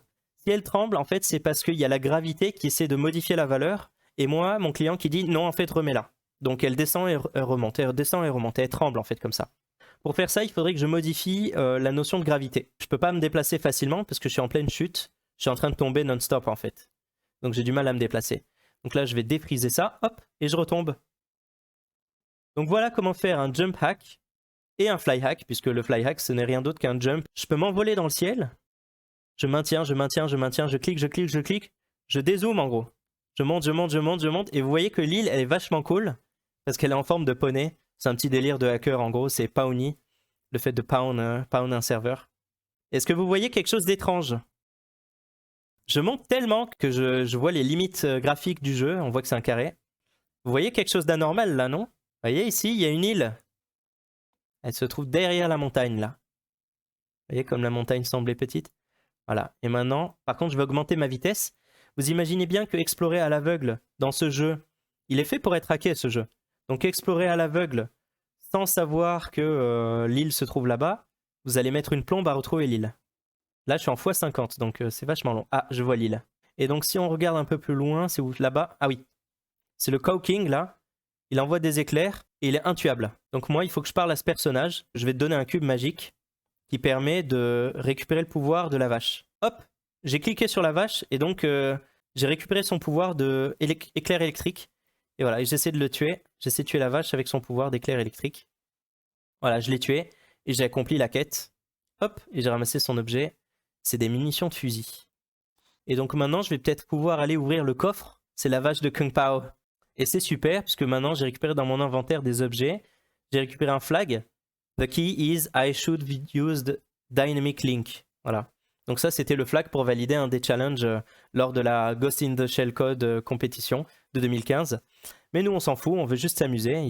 Pour trouver cette vache enragée, il fallait 2 hacks. Il fallait un fly hack et un speed hack. Sans quoi, c'était impossible de découvrir cette île, ou alors il fallait énormément de chance. Maintenant, est-ce qu'on peut faire un teleport hack? Alors, je vais charger une adresse mémoire parce qu'il s'avère que justement, quand on ferme le jeu et qu'on le relance, toutes les adresses mémoire sont modifiées. Elles sont allouées dynamiquement au lancement du jeu. Il y a une technique qui permet de les retrouver. Je ne vais pas la développer ici parce que c'est un peu long à expliquer. Mais en gros, il suffit de trouver un endroit qui est statique dans une DLL qui est statique, par exemple gamelogic.dll ici. On se décale de temps d'offset par rapport à le point d'entrée de cette DLL. Et ensuite, on a plein d'offsets à rajouter pour pouvoir utiliser un pointeur d'un pointeur d'un pointeur d'un pointeur d'un pointeur d'un pointeur. Et ça permet du coup de retrouver une adresse mémoire de manière fixe, même si on ferme et qu'on relance le jeu, qui soit à tous les coups à cet endroit-là. Voilà, je fais OK. Par contre, le type, c'est pas un 4 bytes, c'est un flottant, c'est un float. Voilà, c'est important. OK. Et je vais appeler cette valeur axe Z, 20 000. Voilà, je suis dans le ciel et c'est bien l'axe Z. Voilà, bim. L'axe Z est souvent codé en termes de structure. Ça veut dire qu'une adresse mémoire d'un axe Z devrait logiquement être dans une structure qui se trouve à proximité d'une autre variable qui serait similaire. Donc souvent, on a X, Y et Z. Comme là, on a des flottants qui sont codés sur 4 octets. Là, je copie-colle l'adresse mémoire, non pas statique, mais dynamique du coup, de l'axe Z. Et je vais dire que du coup, je veux charger l'adresse mémoire de l'axe Z 4 octets en moins. Donc au lieu de 8, ce sera 4. Et je vais refaire ça. Et au lieu de 4, ce sera 0. Est-ce que ça, ce serait pas l'axe Y et ça, ce serait l'axe X? Ah oui, et c'est pas des 4 octets, par contre, c'est des flottants. Hein. Et maintenant, quand je me déplace, je vais voir que ces valeurs semblent changer. Ça semble changer. Par contre, mon axe Z change que quand je saute. Je vais changer ça 8 par exemple. Et je trouve plus où est le bateau. Ah, il est là-bas, il est tout au fond, vous voyez. Donc j'ai pu me téléporter. Et donc je peux littéralement me pointer sur X, Y, Z. Je vais vous montrer Magmarock, qui est un des boss du jeu. Donc je change mon X, je change mon Y et je change mon Z pour être aux bonnes coordonnées. Et là je regarde dans le jeu où je me trouve et je me trouve effectivement dans la cave. Donc ça c'est le téléport hack. Et là il y a Magmarock. Il fait super mal, il envoie des boules de feu. Quand je lui envoie des boules de feu, ça lui fait rien. Et il faut que je le tue pour pouvoir ouvrir ce coffre. Voilà, et ici c'est le monde de la glace, l'autre c'était le monde de la lave et ici c'est la glace. Et il y a un boss là-bas, il s'appelle Ice Spider Queen. C'est presque du glitching ce que je fais là, puisque je suis à un endroit où je peux lui blesser, mais lui il ne peut pas me blesser. Enfin c'est pas presque, c'est un glitch. Hein. On le finit, voilà. Et je récupère un super pouvoir qui s'appelle Zero Cool, qui me permet du coup d'envoyer une boule de glace comme vous voyez là. Et cette boule de glace va faire un petit peu plus de dégâts à Magmarock. Et regardez ce qui se passe quand il sera à la moitié de sa vie à peu près. Tac, tac. Ah voilà. Là, il se met dans une sorte de cinématique où il se donne un soin. Et là, il travaille. Et là, bim, il a recouvert toute sa vie et il se retrouve à full HP, full life. Il y a peut-être un délai qu'il met avant de réussir à se soigner en entier, mais pendant ce temps-là, j'aurai jamais le temps de le faire tomber à 0 de point de vie. Donc il est impossible à tuer ce boss. Et le pouvoir que je possède, la boule de glace, c'est le pouvoir le plus puissant contre ce boss. Est-ce que vous avez une idée de comment on pourra le tuer un peu plus tard? Et je vous laisse méditer là-dessus. Pendant ce temps, je passe à la suite. On découvre un autre élément du jeu qui s'appelle les Golden Eggs, les œufs d'or. Il y a 10 œufs d'or à récupérer. Je vais en récupérer un. Comment faire pour connaître la position géographique de tous les œufs, à votre avis? Sans avoir à les chercher, puisque je vous le dis tout de suite, c'est impossible de trouver tous les œufs légitimement, puisque certains sont cachés dans des endroits inaccessibles en fait. Là, je suis à 1 sur 10, peut-être essayer de le modifier, passer à 2 sur 10, puis 3 sur 10, et ensuite modifier le 3 en un 10 sur 10. Mais ça ne marchera pas parce qu'encore une fois, c'est un objet de mon inventaire qui est géré par le serveur, donc c'est le serveur qui décide si je possède l'objet ou pas. Alors si on reverse le programme, le client, on ne pourra pas trouver où sont les objets cachés, parce que c'est le serveur qui nous indique où sont ces objets cachés. Par contre, en sniffant les paquets réseau, on pourrait éventuellement trouver où se trouvent les positions géographiques de tous les éléments dans cet univers. C'est le serveur qui nous indique où se trouvent les personnages non joueurs, où se trouvent les monstres. En fait, c'est aussi le serveur qui va nous indiquer où se trouvent tous les objets avec lesquels on a de l'interaction possible. Par exemple, ce rat, c'est le serveur qui va nous indiquer où se trouve cet objet. Et c'est également le serveur qui va nous gérer l'affichage de la position géographique X, Y et Z des œufs. Donc c'est le serveur qui indique à mon client où se trouvent ces positions-là. Et donc s'il les indique, il y a fort à parier qu'on puisse les lire quelque part. On peut sniffer avec Wireshark, on peut sniffer avec WPE Pro. Hop, je lance WPE Pro et je vais attacher WPE Pro au jeu. Et ensuite, WPE Pro, c'est un programme qui est connu, très connu pour le hacking de jeux vidéo, qui est un petit peu vieux, qui sera sans doute flagué comme un virus par votre antivirus parce qu'il utilise des techniques typiques de virus comme des injections de DLL et en gros il va espionner en fait ce qui se passe comme un keylogger en fait. Il fait du hooking d'API Windows. Par exemple ici je vais faire OK et je vais faire play. Vous voyez il y a plein de paquets 35, 45, 50, 60 et je vais envoyer une boule de glace et une autre boule de glace et je fais stop. Et je regarde tous les paquets qui sont envoyés. On voit que j'envoie très souvent des paquets qui ont une taille de 22 octets. Il y a quoi d'autre? Ici, on voit un paquet de 46 octets où on voit Zero Cool. Et Zero Cool, c'est justement le nom du pouvoir qu'on a là. Il s'appelle Zero Cool. Et il fait 46 octets. Et il commence par 2A690800 Retenez bien ce 2A69. Et ensuite, on envoie un autre Zero Cool un peu plus tard et un autre Zero Cool. Et en fait, il y en a 3. et on devine qu'en fait, j'ai envoyé 3 fois le pouvoir 0 cool. Et donc, je peux envoyer un paquet, je peux faire clic droit send, je vais faire un clic droit là, send, et je vais faire send. Et vous voyez, ça envoie une boule de feu, une boule de glace. On peut utiliser Wireshark exactement. Moi, j'ai utilisé WPE Pro parce qu'il est beaucoup plus minimaliste. Il va pas seulement récupérer tous les paquets que envoie et reçoit mon ordi, mais uniquement les paquets que envoie et reçoit mon ordi par rapport au logiciel du jeu. C'est pour ça que je fais ça plutôt que Wireshark, et aussi parce que je peux les replay, les paquets, je peux les renvoyer. Wireshark ne permet pas ça. En gros, je peux envoyer en 1 seconde 50 boules de feu ou de glace, sauf que le problème, c'est qu'au moment où je suis à court de mana, je ne peux plus le faire, puisqu'il y a un check de la part du côté serveur qui va dire que si je n'ai plus de mana, je ne peux plus envoyer mon pouvoir. Il y a une vérification à chaque fois que j'envoie un pouvoir, qui vérifie si j'ai bien le mana adéquat pour pouvoir le faire. Donc je ne peux pas spammer la request à l'infini sur le boss, je peux créer un spam bot. Donc j'enregistre, donc ça record, j'envoie salut, et je stoppe. Et je récupère le salut, et j'essaie de trouver où il se trouve. Et un endroit dans le dump hexadécimal où on voit un paquet de chat à 31 octets. On envoie un 23 2A, ça veut dire le type de paquet, et 5, ça veut dire le nombre de octets. S-A-L-U-T, ça fait 5 lettres, donc effectivement 5 octets. Et donc, par exemple, on peut envoyer ça. Je peux faire continuously et dire que je l'envoie toutes les 1 seconde. Play. Et là, dans le chat, je me balade et je vois que le chat, ça fait salut, salut, salut, yo. Et il y a salut qui se recouvre et j'ai créé un spam bot. Voilà, avec des paquets. Dans la plupart des jeux traditionnels d'aujourd'hui, comme World of Warcraft, ces paquets seront chiffrés, hein, donc vous ne pourrez pas les modifier et les envoyer à la volée comme ça. Il faudra un peu plus de travail. Si au lieu de salut, j'avais écrit yo, il fallait que je modifie par contre le nombre d'octets ici, parce qu'il y a la longueur qui est prise en compte là-haut. Mais je peux effectivement modifier ces valeurs, essayer par exemple d'envoyer un skill que je ne possède pas encore, que je n'ai pas encore appris, un pouvoir que je n'ai pas encore appris par exemple. Donc oui, particule de Dieu, je peux modifier. Tu n'as pas une attaque sans mana? Et non, peloutre. Si, il y en a, mais ça consomme des munitions. C'est des armes. Et ça utilise des balles. Et donc je n'ai pas d'attaque sans mana et sans balles. Donc ça consomme tout le temps des ressources. Et non, peloutre, du coup, dommage. Sinon, ça aurait été facile. S'il y avait une attaque avec un temps de chargement, par exemple, et tout, là, j'aurais pu la balancer indéfiniment. Mais pas ici. Le logout packet, il y a le type qui veut dire logout ici. Ça, je pense que ça veut dire la longueur. Et là, je pense que c'est le player ID, mais en fait, c'est un hash qui n'est pas exprimé quand on écrit dans le chat. Malheureusement. Donc c'est une sorte de hash, une sorte d'identifiant unique qui correspond aux joueurs. Là, j'avais fait ça avec 3 joueurs différents, c'est pour ça que le player ID est différent. Donc je n'ai pas analysé plus, mais en gros, c'est impossible de deviner le player ID d'un autre joueur. Donc c'est mort. Il est récupéré par le joueur lorsqu'il se connecte, en fait, quand il s'authentifie au jeu. Maintenant qu'on a appris à faire de l'analyse de paquets, qu'est-ce qu'on peut en faire pour récupérer la position des œufs d'or, des golden eggs? Qu'est-ce qu'il faut que je regarde maintenant? Est-ce que je peux les retrouver, les golden eggs, comme ça? Eh bien, les golden eggs, il ne faut pas que je regarde les paquets qui sont envoyés, mais les paquets qui sont reçus, et notamment les paquets qui sont reçus lors du chargement de la map, parce que c'est à ce moment-là que les éléments du décor sont chargés dans la map. Donc je vais me log out, je vais me déconnecter, je vais réattacher ce sniffer au jeu, c'est peut-être parce que dans les options, ouais, il faut que je me concentre uniquement sur les paquets reçus, voilà. Je sniffe les paquets, et là je fais join, paf, et là je reçois plein de paquets, je stoppe. Au tout début, je devrais avoir les paquets qui concernent des éléments de décor. Ici, évidemment, c'est un jeu qui a été fait exprès pour être hacké, donc c'est super facile. Donc il y a de l'ASCII. Dans les jeux online, souvent, c'est pas marqué dans l'ASCII, c'est plutôt un mnémonique, un code hexadécimal qui correspond à un pouvoir.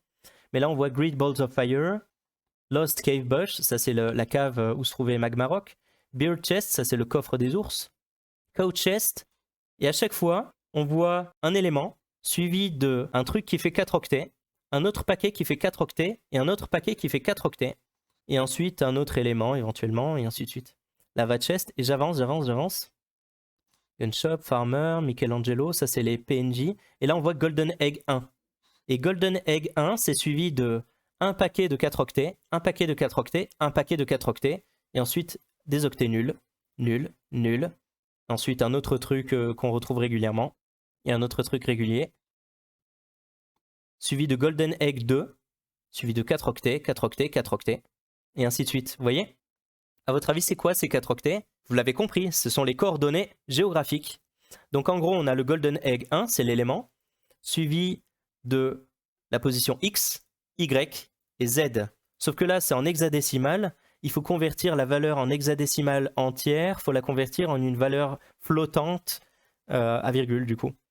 Dès lors qu'on fait cette conversion, on se retrouve avec toutes les coordonnées ici. Vous voyez? Moi, j'ai pris le soin de faire les conversions. Et quand on descend, il y a Golden Egg 6, 7, 8, 9. Et après 9, il y a marqué Balmer Peak Egg. Et après, il y a marqué Balmer Peak Poster. Et après, plus rien. Je connais a priori les coordonnées géographiques de tous les œufs. Petit engine, je vais l'attacher au jeu. Il retrouve évidemment la valeur de l'axe Z parce qu'on l'a récupéré dynamiquement. Par contre, il ne retrouve pas les autres valeurs que j'ai assignées statiquement. Donc je vais les remettre statiquement à la main. Hop, ça c'est -4 et ça c'est -8. Comme ça, on a les axes X, Y, Z. Et voilà. Et donc je vais mettre les coordonnées de l'axe X ici, Y ici et Z ici. Hop, voilà. Et je me retrouve dans l'œuf. Je me retrouve littéralement dans l'œuf parce que j'avais les coordonnées exactes du premier œuf. Tac. Donc là, j'ai le premier œuf. Je peux refaire ça. L'œuf numéro 2, X, Y et Z. Et vous savez que je peux même binder une touche pour dire que quand j'appuie sur cette touche, ça assigne mes valeurs à des valeurs très précises. Pour faire un trainer, pour me téléporter par exemple. Vous voyez où on est? Regardez où on est. On est au tout début du jeu, dans un endroit qui était inatteignable et en plus c'était impossible de voir qu'il y avait un œuf. Il fallait absolument être dans un endroit inatteignable pour ne serait-ce que savoir qu'il y avait un œuf ici. Comme quoi c'est un jeu qui ne peut pas être résolu sans hacker. Maintenant je vais récupérer le troisième œuf et on va faire ça pareil pour tous les œufs. Et on va s'amuser à trouver où ils sont. Je suis dans une sorte de cabane, hop, voilà. Hop, je suis dans le sol là. Allez hop, je change cette valeur et voilà.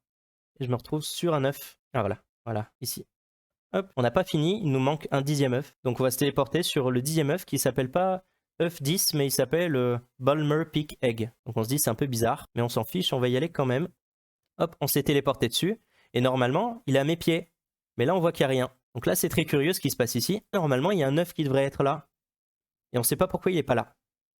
Et il y a une autre anomalie bizarre, c'est qu'on parlait de Balmer Peak Egg et de Balmer Peak Poster. Et quand on regarde un petit peu autour, on voit qu'ici, il y a une sorte de poster.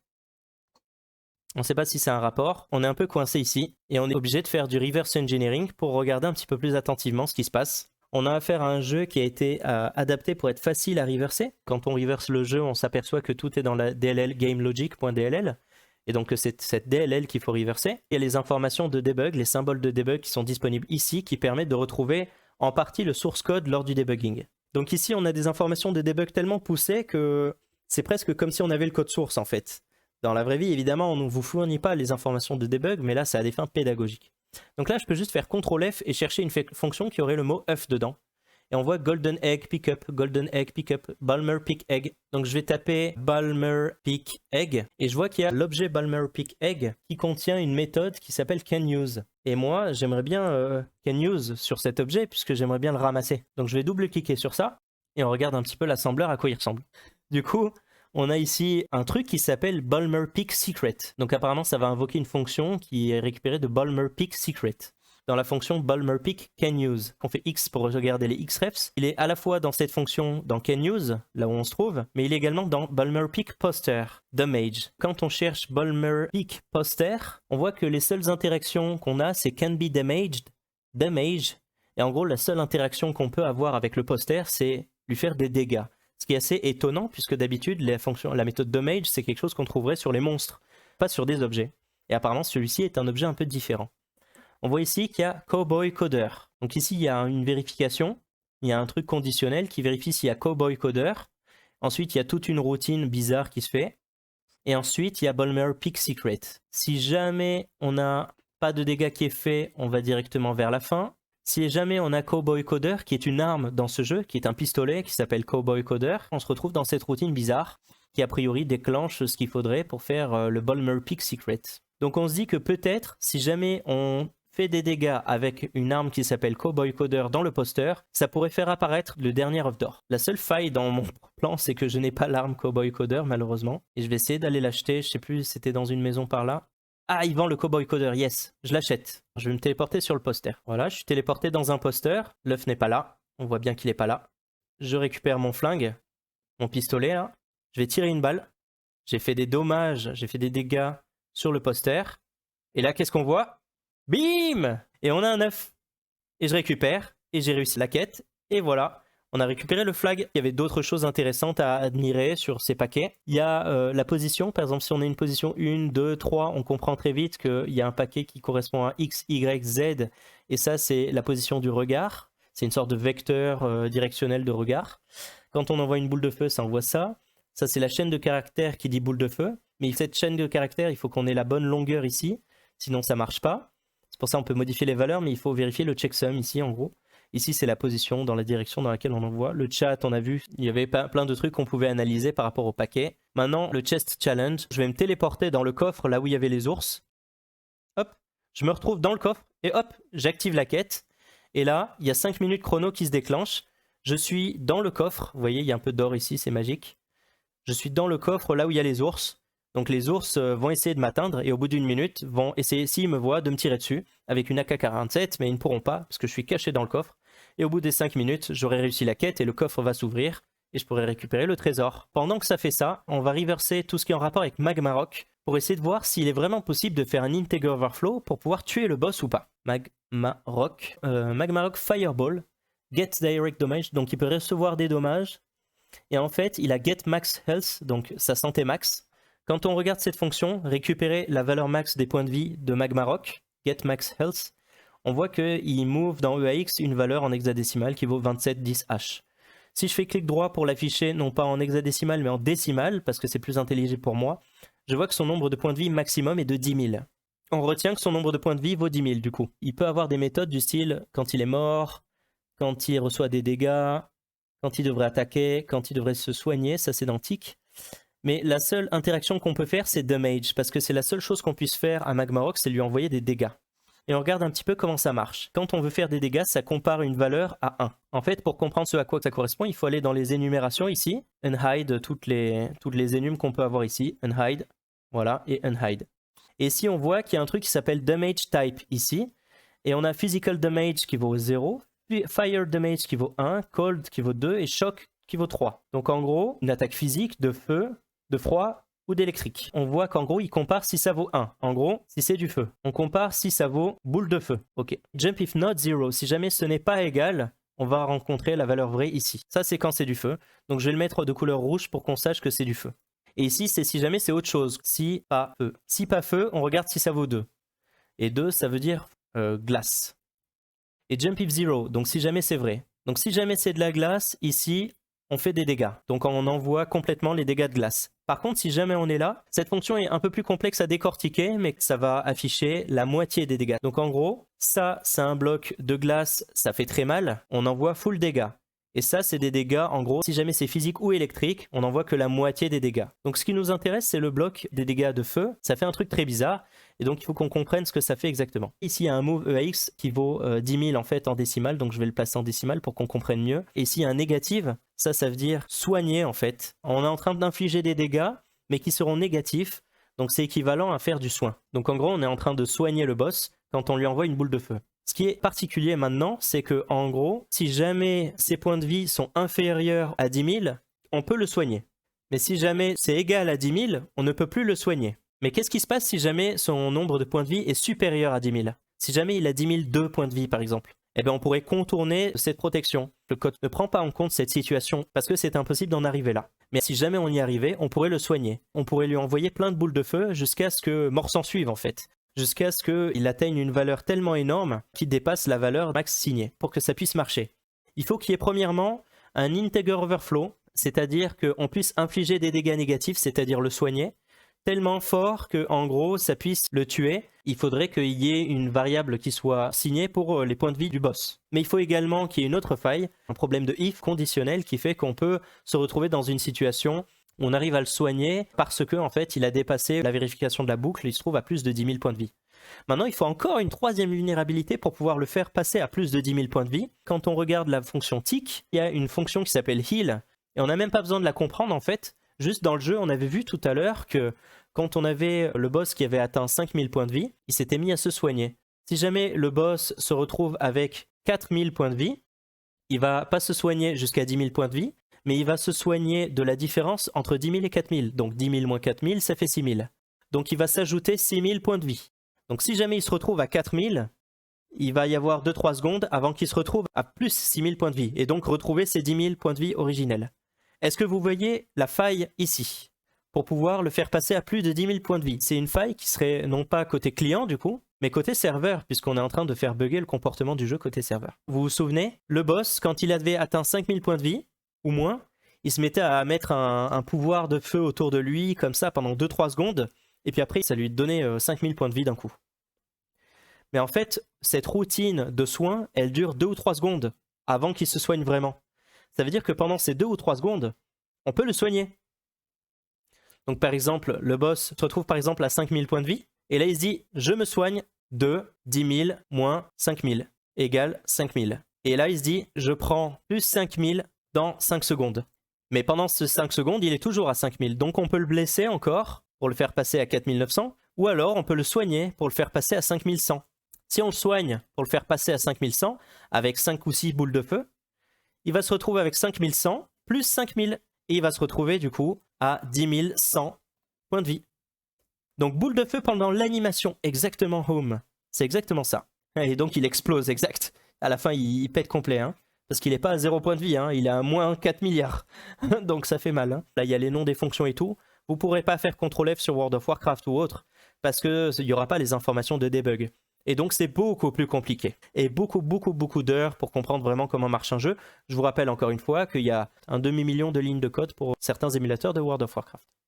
Maintenant qu'on a compris ça, je vais retourner sur le jeu. Ah, je vais faire E là, c'est bon. J'ai récupéré, je suis tombé du coffre là, mais vous voyez, j'ai pu récupérer le contenu du coffre, donc j'ai pu récupérer, je sais pas, un fusil de snipe là, c'est pas mal. Avec plein de munitions. Je peux pas les tuer parce que je suis sous terre, et le sol c'est considéré comme une texture qui va bloquer mes balles. C'est joli, hein, en vrai. Le jeu n'est pas plus joli comme ça, vous trouvez pas? Et là, je vais ressortir de la texture, voilà. Je vais me téléporter à nouveau aux coordonnées de Magmarock, trop puissant le sniper, là. No scope. Et voilà. Et on arrive à Magmarock. C'est parti. Donc moi, ce que je veux faire, c'est déjà trouver une valeur qui vaut 10 000. Qui vaut 10 000. Et je vais le blesser. Voilà, je l'ai blessé un peu. Et je cherche maintenant une valeur qui a diminué. Je vais chercher Decreased Value. Mais je ne sais pas de combien. Je vais le reblesser. Je vais refaire Decreased Value. Mais je ne sais toujours pas de combien. Il n'y en a plus beaucoup. Je vais le reblesser. Je vais refaire Decreased Value. Il y en a 2. Je vais essayer de le soigner peut-être pour voir.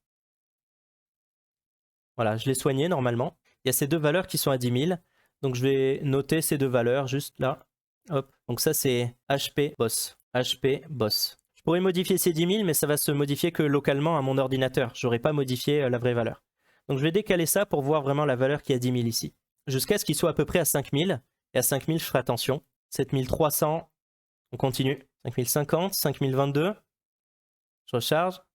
Il a une balle et boule de feu, non? Voilà, boule de feu. J'envoie plein de boules de feu là. J'en envoie plein. Il a 5 064, vous voyez en bas? 5 064 et 10 140 là. Il a 10 140 points de vie là. Et je le soigne. Là, on est à 13 000 au lieu de 10 000. Hein. On avait atteint 13 337. Je sais pas si c'était voulu. 15 000. Ça va s'accélérer. J'ai besoin de mana, quoi. Je suis obligé d'attendre mon mana. Il recharge. Pour rappel, on peut pas hacker le mana. Hein. C'est impossible. Vous voyez, on peut pas tout hacker dans la vie des fois. Alors oui, tout est possible hein, dans la vie. Dans la sécurité, on dit toujours tout est possible. Rien n'est impossible. Mais pas avec une faille connue alors. Faut trouver une faille que personne n'avait pensé alors. Ou une faille sur le serveur un peu différente, quoi. Mais là, de manière vraiment cohérente, je veux dire, personne n'a trouvé une solution autre que celle que je suis en train de vous montrer là, pour pouvoir tuer le boss. Il n'y a pas eu d'autre solution, donc si vous en trouvez une autre, ce serait génial. Mais a priori, personne ne l'a fait. Et personne n'a trouvé un moyen de régénérer son mana différemment. Il n'y a pas de potion de mana non plus dans ce jeu. Là, d'un coup, on est à 60 000, vous avez vu? Le temps qu'on parle, 100. Là, on est à 500 000. Ça monte d'un coup, là, je vous avais dit. 1 million. Et là, bim! On a tué le boss. On a tué le boss, il est mort. Et on balance son cadavre dans les flammes. Et on ouvre le coffre. Et on récupère un super flingue. C'est un flingue doré. Golden Master. Il fait super mal. Et là, on a une arme, mais du feu de Dieu, quoi. Là, avec ça, on peut tuer tout le monde trop facilement. Hein. One shot, quoi. Vous voulez vous entraîner à pratiquer le hacking de gaming, le game hacking, vous pouvez installer ce jeu.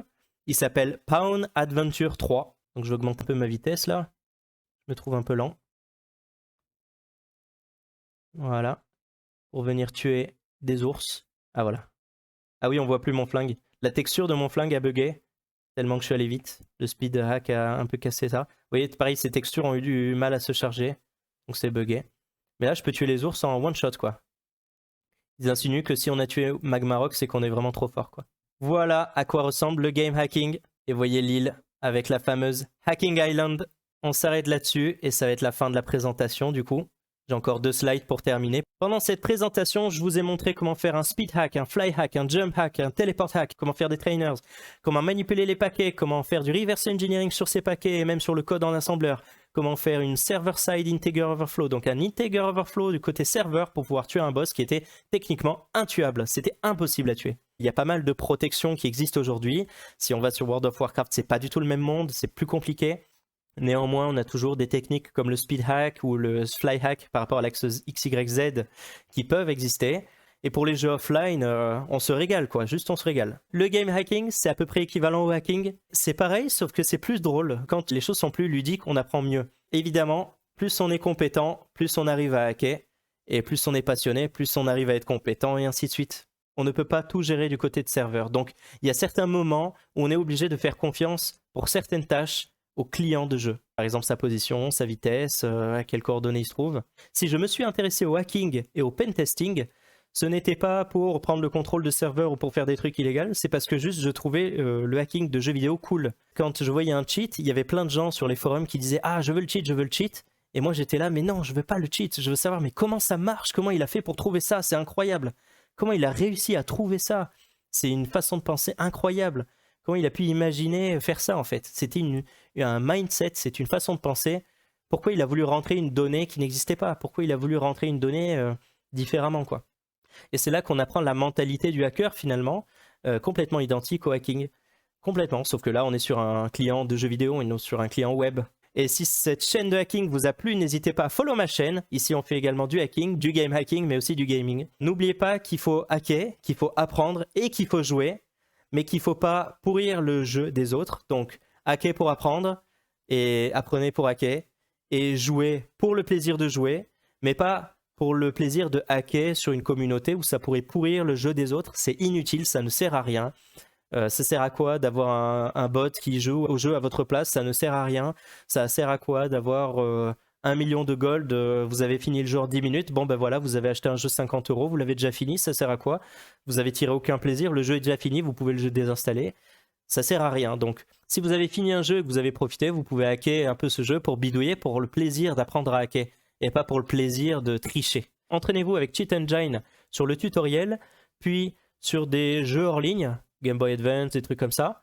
Évidemment, intéressez-vous aux jeux hors ligne avant de penser online. Dès que c'est online, c'est beaucoup plus compliqué et vous aurez l'illusion de pouvoir modifier votre gold parce que ça vous modifie votre affichage, par exemple. Mais en fait, en ligne, vous n'avez pas modifié votre gold. Le serveur, lui, il connaît votre gold réel.